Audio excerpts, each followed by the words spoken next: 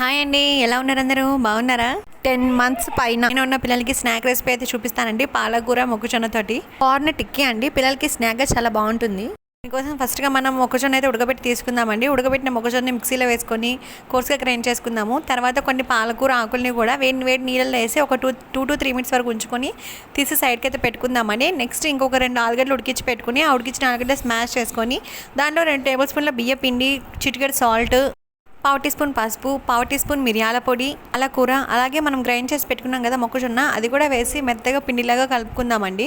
ఇలా కలుపుకున్న తర్వాత చిన్న చిన్న బాల్స్లా చేసుకొని వడల్లాగా ఒత్తుకుందాం. ఇలా పిండి మొత్తాన్ని బాల్స్లా చేసుకొని వడల్లాగా ఒత్తి అయితే పెట్టుకుందామండి. నెక్స్ట్ స్టవ్ మీద ప్యాన్ పెట్టుకొని గీ అప్లై చేయండి. గీ అప్లై చేసి ప్యాన్ హీట్ అయ్యాక మనం ఒత్తి పెట్టుకున్న వడలన్నింటినీ ప్యాన్ మీద వేసుకొని ఒకవైపు ఎర్రగా కాలాక ఇంకో వైపు కూడా ఫ్లిప్ చేసుకొని ఎర్రగా అయితే కాల్చుకుందామండి. ఇలా 2 sides ఎర్రగా కాల్చుకొని అయితే తీసుకుందాము.